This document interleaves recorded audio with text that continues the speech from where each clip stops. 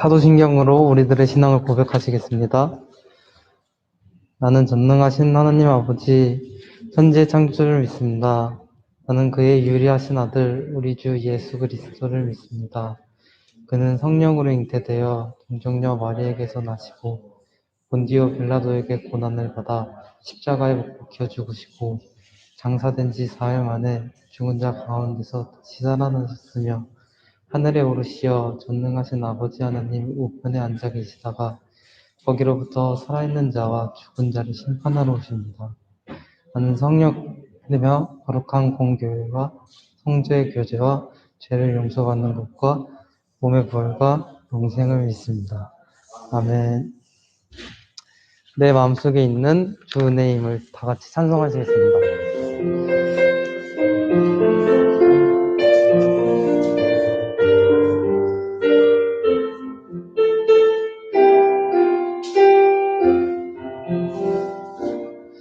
내 맘속에 있는 참된 이 평화는 누구도 알아쓸 수 없네. 주님은 내 맘에 구주 되셨네. 소중하니 살 수 없네. 오늘 없인 살 수 없네. 오직 주께만 구원 있네. 주님 없는 세상 공화 없네. 오, 주 없이 살 수 없네.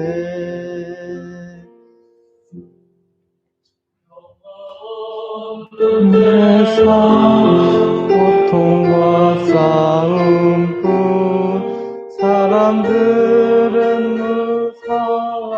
무서웠더네. 평화의 영이 다시 올 때까지 죄와 전쟁은 끝이 없네. 오, 주 없인 살 수 없네. 오직 주께만 구원 있네.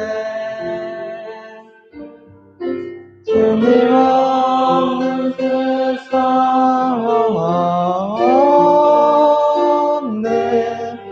오, 주 없인 살 수 없네.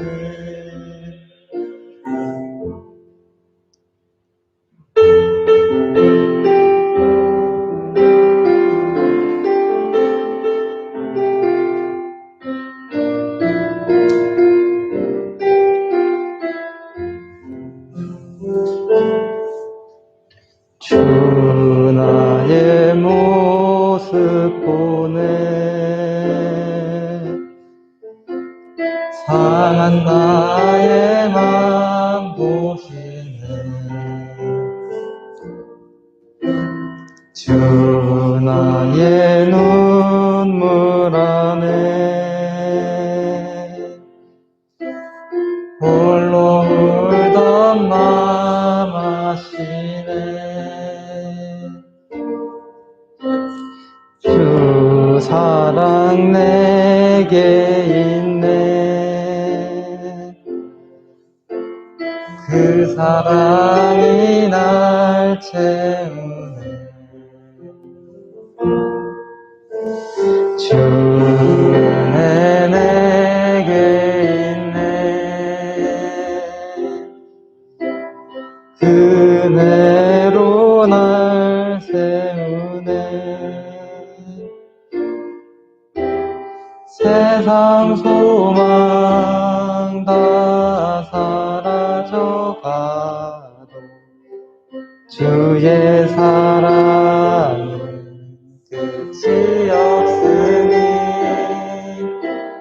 살아가는 이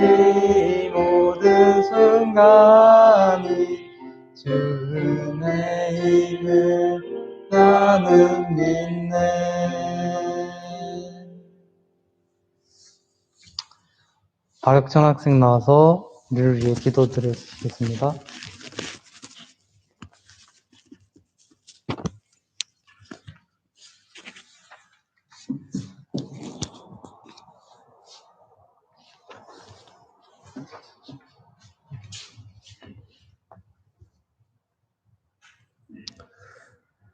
하나님 아버지, 코로나가 잠잠해져서 이 자리에 우리가 함께 예배할 수 있게 도와주셔서 감사합니다.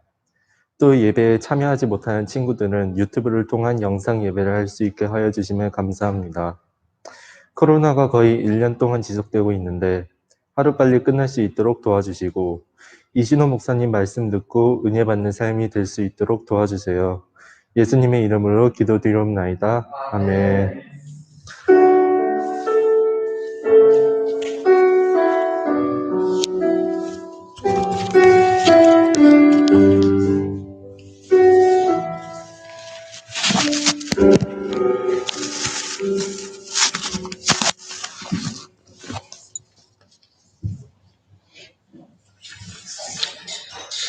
열왕기상 19장 12절부터 21절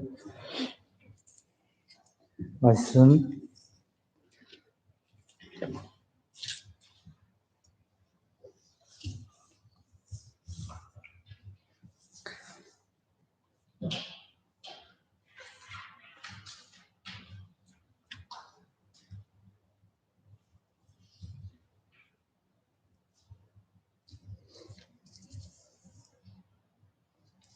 다 찾으신 줄 알고 제가 한 절, 여러분들이 한 절 읽으시겠습니다.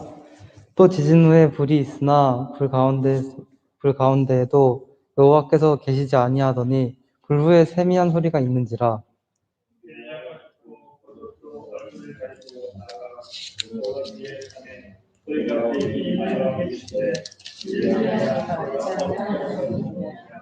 그가 대답하되 내가 만군의 하나님 여호와께 열심히 유별하오니 이는 이스라엘 자손이 주의 언약을 버리고 주의 제단을 헐며 칼로 주의 선지자들을 죽였음이오며 오직 나만 남았거늘 그들이 내 생명을 찾아 빼앗으려 하나이다.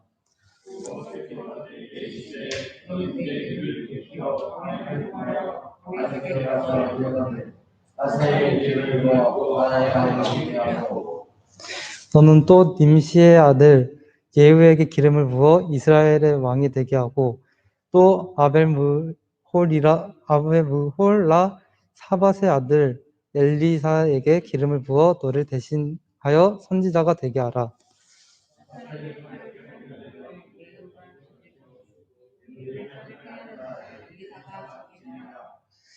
그러니 내가 이스라엘 가운데 7,000명을 남기리니 다 바알에게 무릎 꿇지 아니하고 다 바알에게 입맞추지 아니한 자니라.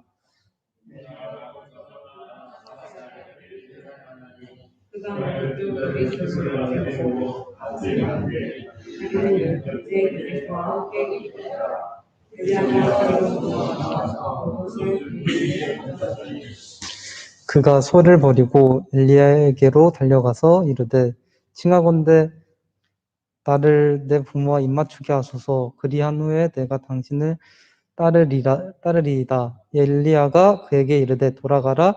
내가 내게 어떻게 행하였느냐 하느니라. 같이 읽으시겠습니다.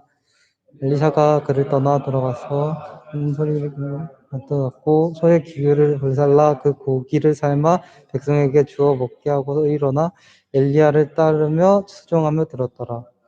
아멘. 이신호 목사님께서 엘리야의 회복과 새로운 시작이라는 말씀으로 말씀 선포해 주시겠습니다.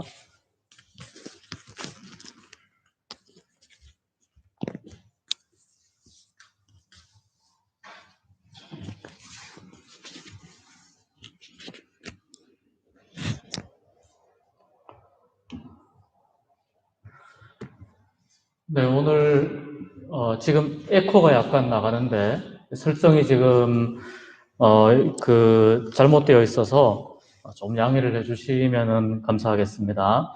오늘 우리가 7주 만에 지금 중고등부실에서 모여서 다시 예배하게 되었습니다. 사실 수도권은 2.5단계이기 때문에 아직까지도 우리가 좀 긴장하고 조심해야 되는 상황입니다.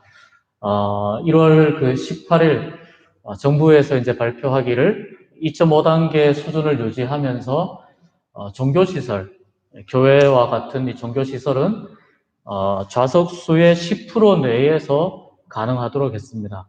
우리 교회 여기 지금 중고등부실 같은 경우에는 한 10명, 15명, 20명 정도까지 맥시멈 가능한 것 같아요. 그래서 집에서 영상으로 예배하는 분들은 지금 카톡에 주소를 저희가 보내드렸는데 그 영상으로 보시면 되고 또 현장에서 예배하게 되고 오늘은 화질이 조금 좋진 않습니다.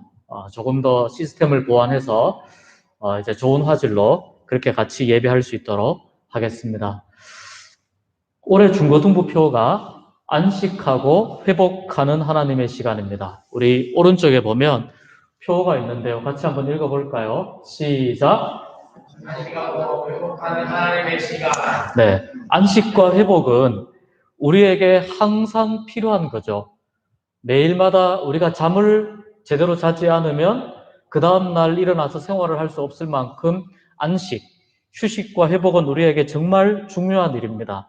또 그만큼 올해, 특히 작년과 올해를 지나면서 우리에게 이 안식과 회복이라고 하는 개념이 굉장히 중요해졌습니다.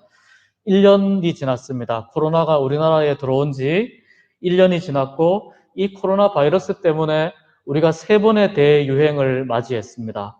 그리고 그 가운데 학교 수업이 전면 중단되는 상황을 맞이했고 집에서 온라인으로만 수업을 들어야 하는 상상하지도 못했던 일이 또 일어나기도 했습니다. 교회도 마찬가지였죠. 1년 동안 지나온 시간을 보니까 작년 3월 1일부터 우리 교회가 온라인으로 예배를 전환을 했어요. 그리고 중고등부 역시 오랫동안 비대면으로 예배하거나 잠시 중고등부실에 와서 예배하다가 또 영상으로 예배하는 이런 일이 반복되었습니다. 우리가 참 굉장히 피곤한 그런 한 해를 지내게 되었습니다. 사실 여름 수련회를 제대로 하지도 못했습니다.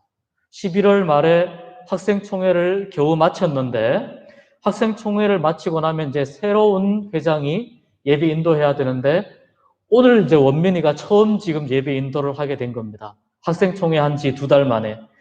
그런데 학생총회를 끝나자마자 3차 대유행이 시작되었습니다. 12월부터 지금까지 온라인으로만 우리가 계속 예배를 이제 드리고 있었죠.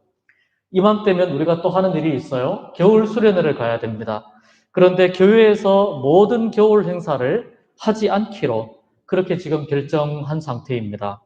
따라서 우리 교회는 교회에서 집중되었던 나의 신앙생활을 이제 내가 좀 분할해서 내 에너지를 분할해서 내 삶에서 더 신앙적으로 사는 것이 무엇인가라고 하는 것을 고민할 수밖에 없는 상황이 되었습니다.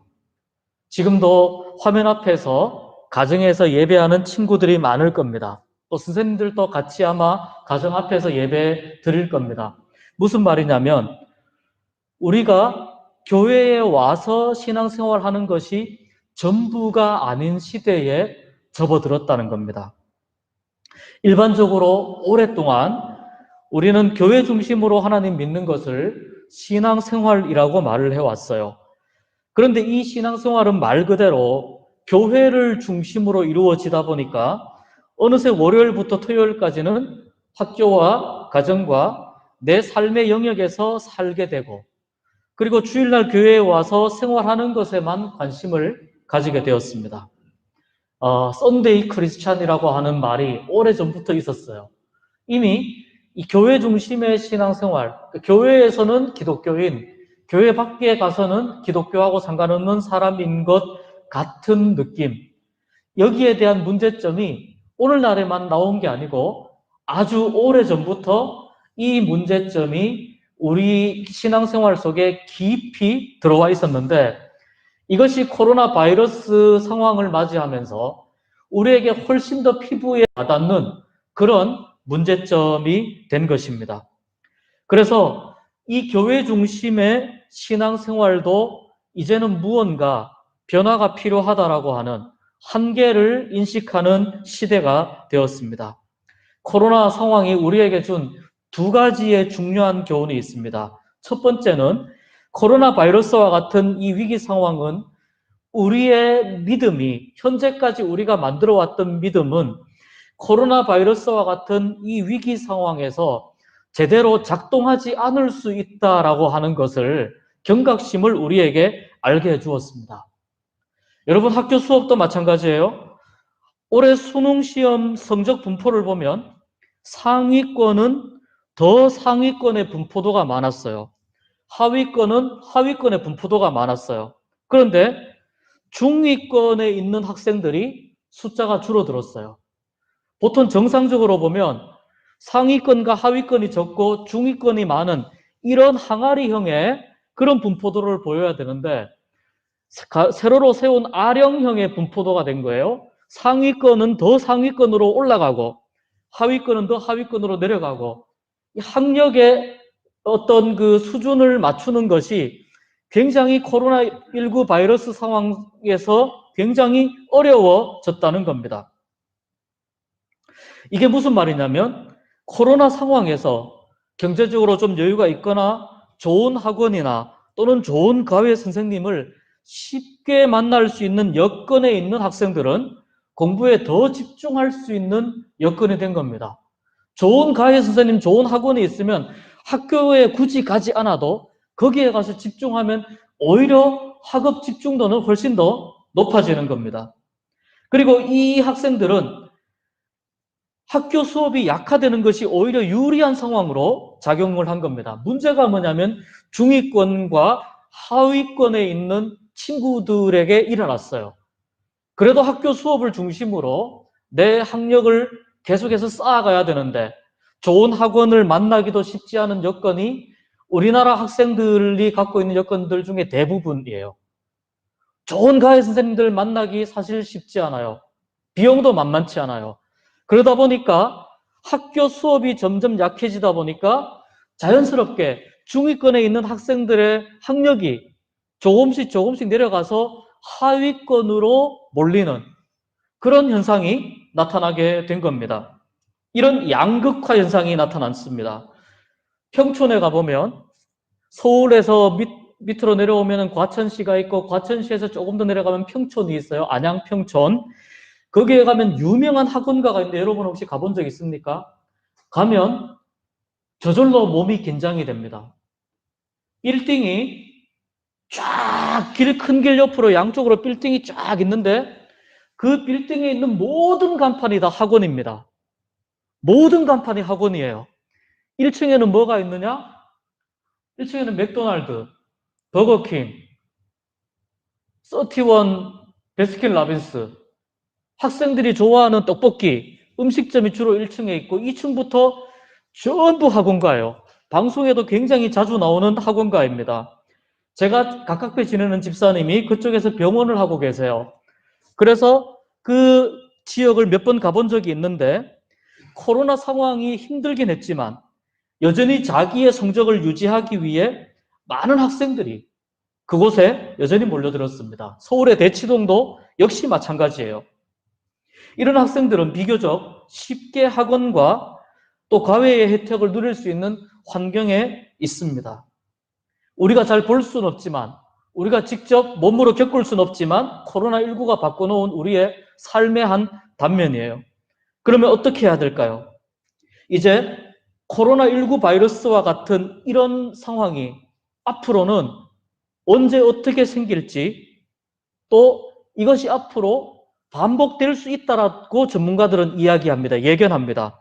그래서 그런 가정하에 내가 스스로 공부할 수 있는 여건을 만들고 습관을 만들고 능력을 길러야 됩니다. 나 자신을 더 가꾸어가는 방법이 가장 중요한 방법입니다. 우리 속담에 이런 말이 있어요. 솜씨 좋은 장인이 연장 탓하지 않는다는 말이 있어요. 지금 우리에게 꼭 필요한 말이라고 생각을 합니다. 교육학에서 이런 이야기가 있습니다. 교육학을 공부하다가 보면 여건이나 환경이 교육의 성과에 영향을 많이 미친다라고 하는 연구 결과들이 굉장히 많아요.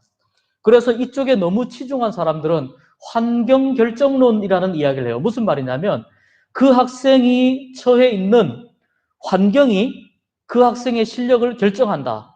환경 결정론자들이라고 해요. 저는 이 말에 동의하지 않아요. 이 말이 굉장히 의미가 있지만 이 말이 전부는 아니에요. 무슨 말이냐면 어려운 여건 속에서도 분명히 자기의 한계를 뚫고 올라가는 사람들이 있습니다. 이런 사람들의 특징이 있어요. 첫 번째는 의지가 강합니다. 두 번째는 목적의식이 분명해요. 내가 왜 살아야 하는가에 대한 목적의식이 분명해요. 세 번째는 포기하지 않아요. 그리고 네 번째, 좋은 습관을 가지고 있어요. 의지가 분명하고 목적이 분명하고 쉽게 포기하지 않고 네 번째, 좋은 습관을 가지고 있어요. 이것은 아무리 좋은 학원과 아무리 좋은 과외 선생님을 만나서 내가 일시적으로 성적이 올랐다 하더라도 이 네 가지의 습성을 그대로 가지고 살아가지 않으면 아무리 순간적으로 성적이 올랐어도 언제든지 이 습관이 없으면, 이 자기 관리가 없으면 곤두박질 치게 되는 겁니다. 여러분, 우리는 일동에서 살고 있는 우리는 상대적으로 그런 여건에 있어서는 불리합니다. 그러나 제가 우리 교회 와가지고 우리 중고등부 친구들을 보면서 굉장히 큰 위로와 희망을 가진 이유가 있습니다. 여러분의 예배 집중도는 서울에 있는 웬만한 대형 교회, 제가 꽤 여러 교회들을 이렇게 쭉 사역을 해보지 않았겠어요? 그런 교회들에서 학생들이 예배 집중하는 것보다 여러분의 예배 집중도가 훨씬 더 높아요. 무슨 말이냐면 여러분은 집중할 수 있다는 거예요. 그리고 의지가 있어요. 의지. 이거는 객관적인 거예요. 하나님이 모든 사람들에게 주신 거예요. 의지가 있고 목적이 있고 포기하지 않고 그리고 계속해서 좋은 습관을 가지고 있는 그런 사람이 계속해서 미래에 알 수 없는 여러 가지 비상 상황들이 닥칠 때 그 상황을 헤치고 이겨나갈 수 있는 아주 좋은 그런 사람이, 그런 인재가 되는 겁니다. 그런데 이것이 여러분에게 이런 나의 어떤 좋은 나의 모습을 만들어가는 데 있어서 여러분이 훨씬 더 유리한 환경에 처해 있습니다. 오히려 그렇습니다. 주위에서 자꾸 챙겨주면 나의 목적의식이나 나의 자아가 약해집니다. 내가 스스로 길을 계속해서 찾는 사람은 이것이 강해집니다. 비록 힘들지만 이 과정을 묵묵히 잘 견뎌낸 사람에게는 한계를 뚫고 올라가는 기적이 생깁니다. 하나님은 그런 사람들을 분명히 도와주신다고 저는 믿습니다. 그리고 그런 경우를 많이 봤습니다. 첫 번째, 코로나19 바이러스의 상황이 우리의 신앙이나 우리의 일상적인 삶을 심지어는 우리의 믿음까지도 흔들어 놓는 그런 상황 속에 만들게 하였다. 두 번째, 우리의 신앙생활에 관한 것이에요. 우리의 신앙생활을 교회 중심에서 일상생활 중심으로 바꾸어야 한다는 겁니다. 위에서도 언급했지만 앞에서도 언급했지만 상당히 오랜 시간 우리는 교회에 갇혀서 신앙생활을 했다고 해도 과언이 아닙니다. 그런데 오늘날 교회가 세상 속에서 욕을 먹습니다. 그리고 교회를 사람들이 오히려 걱정합니다. 교회가 세상을 걱정해야 되는데 세상이 교회를 걱정합니다. 교회에 대한 신뢰도가 낮아졌기 때문이에요. 교회를 더 이상 믿지 못하겠다는 말이죠. 예전에는 그 사람이 교회 다닌다는 말만 듣고도 돈을 빌려줄 만큼 신뢰도가 굉장히 높았어요. 아, 그 사람 교회 다녀? 그러면 내가 돈 빌려줄 수 있겠네. 이 정도였어요. 요즘은 어떤지 여러분 한번 생각해 보세요. 왜 이런 문제가 생겼을까요? 교회가 보여주는 삶의 모습이 예수님의 정신, 복음과 같지 않기 때문이에요. 그리고 어느 순간부터 교회 안에서만 잘하면 된다라고 하는 인식이 퍼져서 교회에서의 삶의 모습과 세상에서의 삶의 모습이 다른 그런 신앙생활이 되어버린 거예요. 이것을 교회 중심의 신앙생활, 그리고 벌써 오래전부터 이야기되어 온 썬데이 크리스천이라고 말을 하는 거예요. 이제는 교회 중심의 신앙생활에서 복음을 우리의 삶 전체에 확장하는 생활 중심의 신앙생활, 즉 생활신앙으로 바꿔야 돼요. 신앙생활에서 생활신앙으로 바꾸어야 돼요. 굉장히 중요한 개념의 전환입니다. 그래서 내가 교회 안이든 교회 밖이든 어디 가든지 간에 나는 신앙인이다. 그리스도인이다. 내가 있는 자리가 학교이든 교회이든 세상이든 복음이 필요한 곳이고 예수님의 정신으로 살아야 된다는 거예요. 이 두 가지를 코로나 바이러스가 우리에게 분명히 가르쳐 주었어요. 그런데 이 두 가지 사실은 바꾸기에 쉽지 않은 것들이죠. 새롭게 결단하고 노력하고 아까 말했던 것처럼 의지를 가지고 목적을 가지고 포기하지 않고 좋은 습관을 들이면서 계속해서 바꾸면서 내 체질을 조금씩 바꾸어 가야 가능한 이야기입니다. 어쩌면 우리의 신앙이 정말 어떤 신앙인가 하는 것이 증명되는 시험대에 올라와 있다고 볼 수가 있습니다. 오늘 제목은 엘리야의 회복과 새로운 시작입니다. 엘리야는 호렙산 동굴에서 하나님의 세미한 음성을 듣고 그의 신앙의 체질이 바뀝니다. 지난주에도 제가 말씀드렸지만 엘리야는 굉장히 강직한 성품과 또 추진력, 하나님으로부터 받은 탁월한 은사와 또 예언의 말씀 등 하나님의 사랑을 매우 많이 받는 선지자였습니다. 그래서 이스라엘 사람들은 구약의 인물들 중에 모세와 엘리야를 가장 위대한 인물로 생각을 해요. 예수님이 활동하던 당시에 변화산이라는 곳에 가서 예수님이 아주 영광스러운 모습으로 변했을 때 그때 예수님 앞에 나타나서 함께 이야기한 구약의 두 인물이 모세와 엘리야예요. 모세는 율법을 대표하고 엘리야는 선지자를 대표해요. 그리고 베드로와 야고보와 요한 세 명의 제자가 그 모습을 지켜보았어요.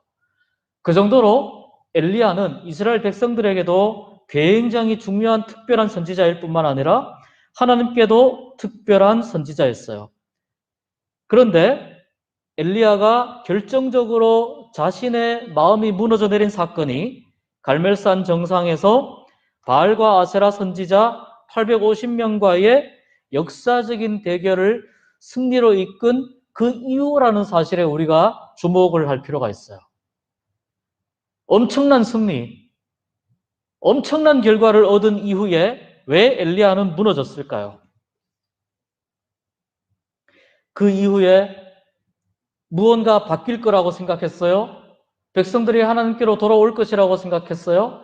아합이나 이세벨 왕비가 회개할 거라고 기대하고 있었어요. 그런데 바알과 아세라 선지자 850명이 죽은 일 외에는 어떤 일도 일어나지 않습니다. 그 어마어마한 역사적인 대결을 승리로 이끈 이후에도 어떤 일도 일어나지 않습니다. 그리고 이세벨은 내가 엘리야를 가만두지 않겠다. 조금 더 직설적으로 이야기하면 엘리야를 잡아서 내가 그의 목숨을 빼앗겠다, 죽이겠다 라는 이야기를 엘리야가 듣습니다. 그가 기대했던 방향은 이쪽 방향인데 일어나고 있는 일은 이쪽으로 가고 있습니다. 정반대의 방향으로 걸어갑니다. 엄청난 위대한 결과를 얻었음에도 불구하고 좋은 일은 일어나지 않았어요. 여기에서 엘리야가 무너지는 거예요. 여기에서 모든 것이 무너져요. 심각한 심리적 장애를 경험하면서 바닥까지 떨어지는, 그래서 하나님께 차라리 죽었으면 좋겠어요 라고 이야기할 정도로 그의 믿음과 확신과 육체적 에너지가 고갈될 정도로 총체적인 침체와 무너짐을 경험했습니다. 광야에서 정신없이 무너져 있을 때 천사가 준 음식과 격려에 힘입어 하나님의 산, 이스라엘 백성들이 신성시 여기는 호렙산, 거기로 달려왔어요. 여기가 하나님의 산이니까, 모세가 십계명 받았다는 그 산이니까 여기 오면 하나님이 무언가 보여주실 거야 기대를 가지고 왔어요.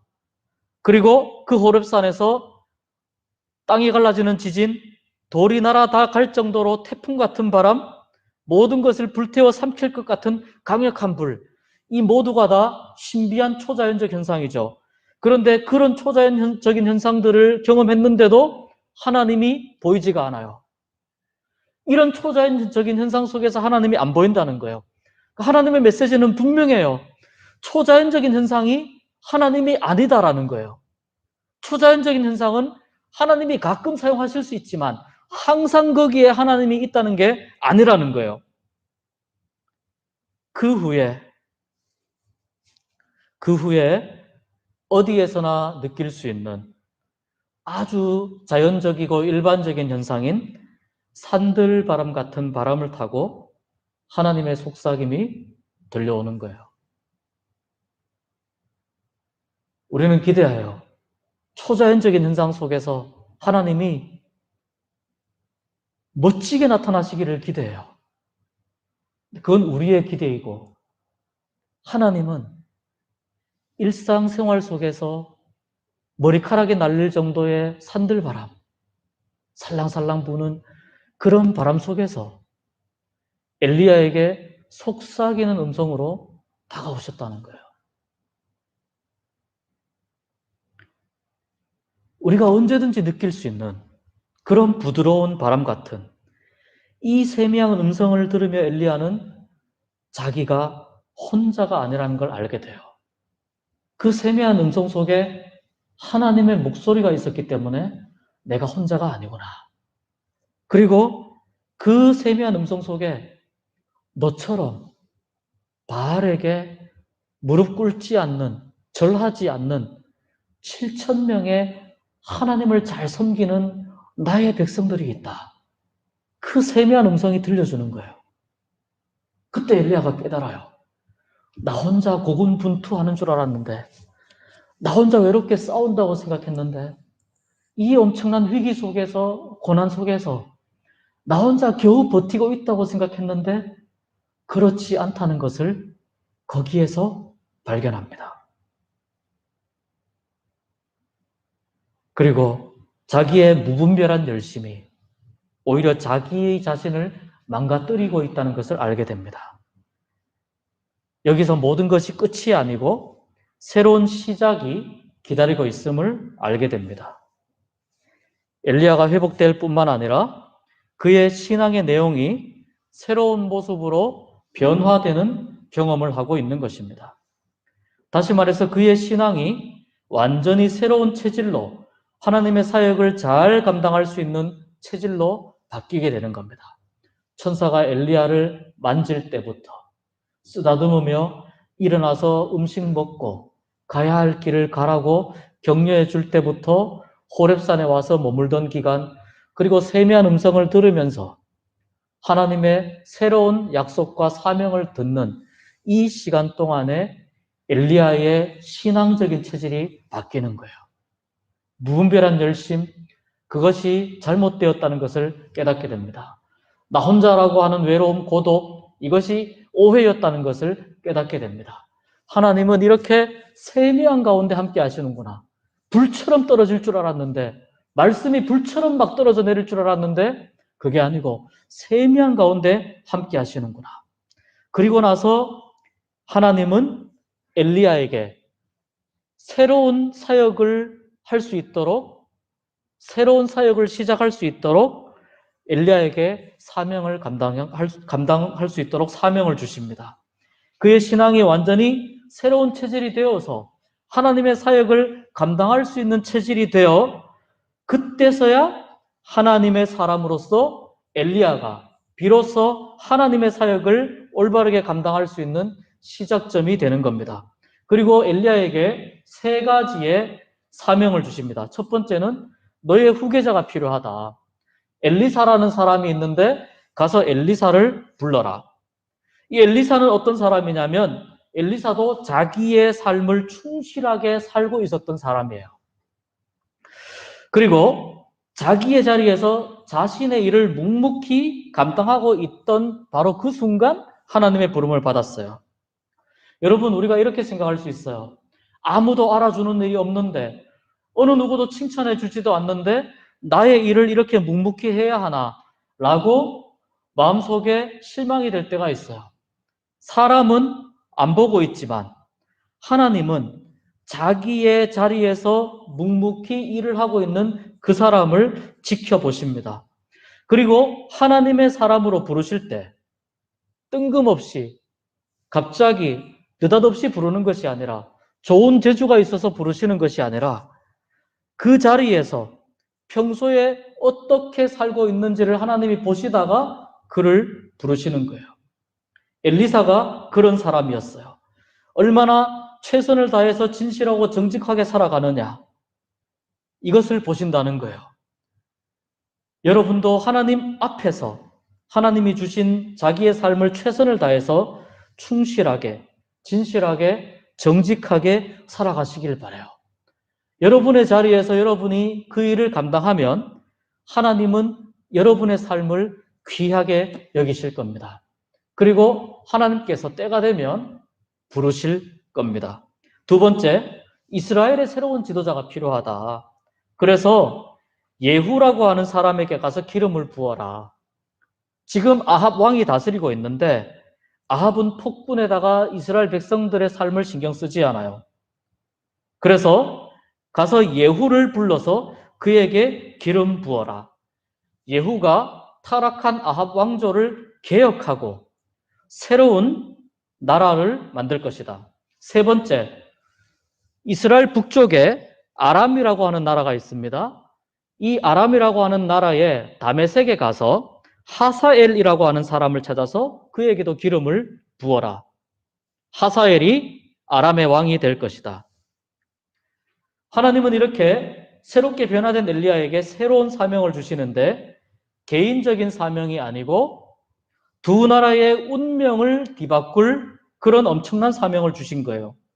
이 사명은 엘리야가 새로운 신앙인으로 선지자로 거듭나게 되어서 받은 사명이에요.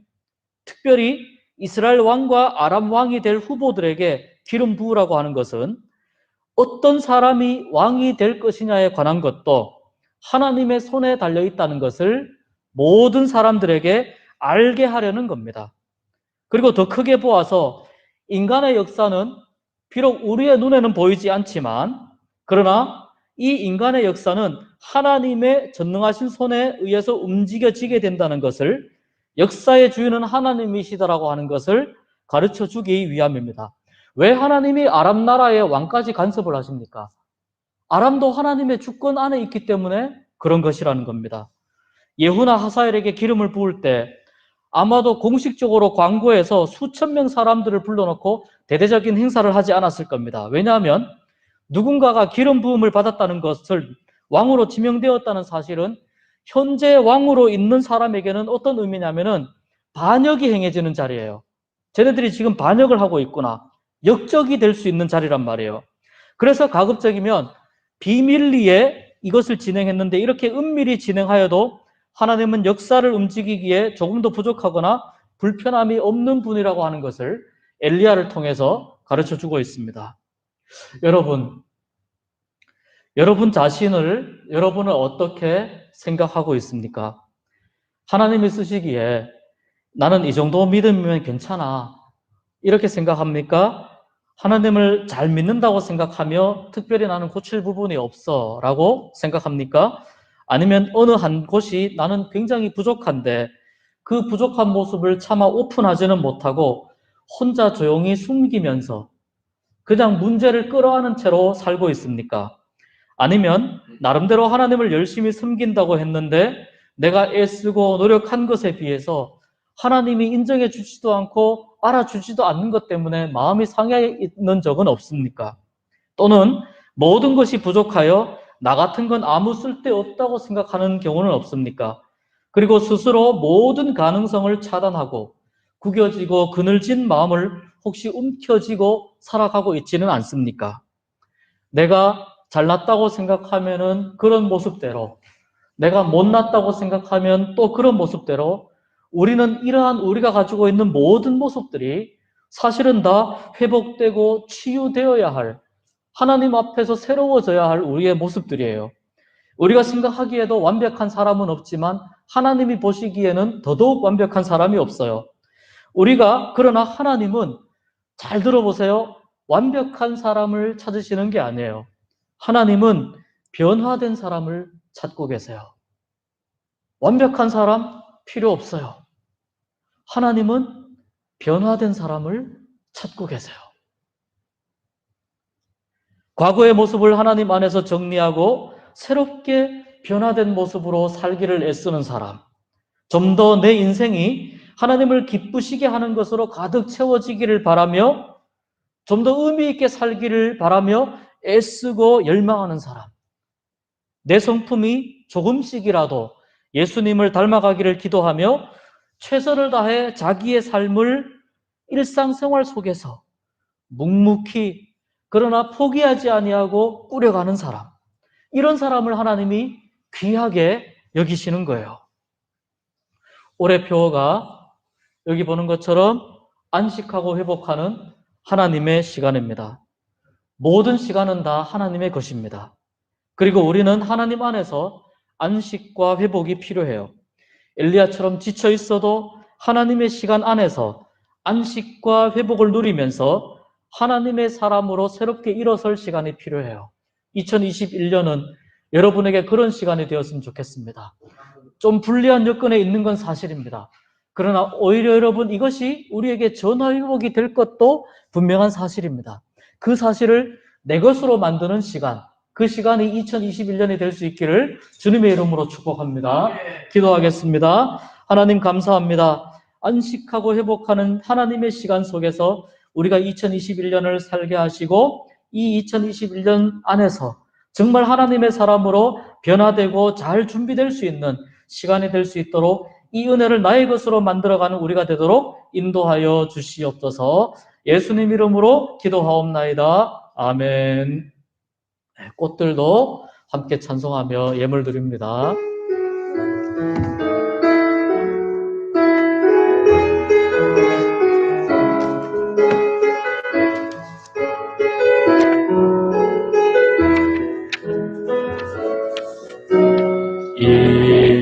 이곳에 생명샘 솟아나 눈물 골짝 지나갈 때에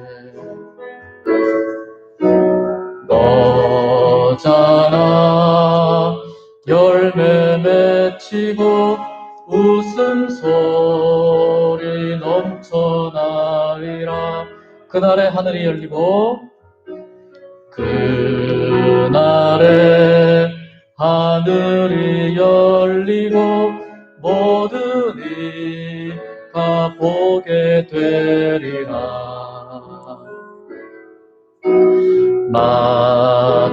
마침내 꽃들이 피고 영광의 주가 오시리라. 꽃들도 구름도 바람도 넓은 바다도 찬양하라 찬양하라 예수를. 하늘을 울리며 노래해 나의 영혼아. 은혜의 주 은혜의 주 은혜의 주.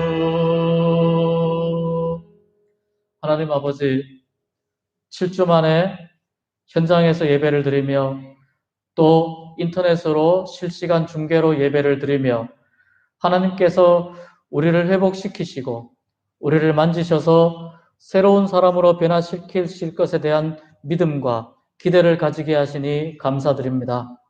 코로나19 바이러스의 상황이 힘들지만 우리에게 불리할 수도 있지만 하나님 아버지, 이 속에서 내가 할 수 있는 일을 찾게 하시고 나의 믿음과 신앙을 잘 가꾸어 생활신앙으로 살아가게 하여 주시옵소서.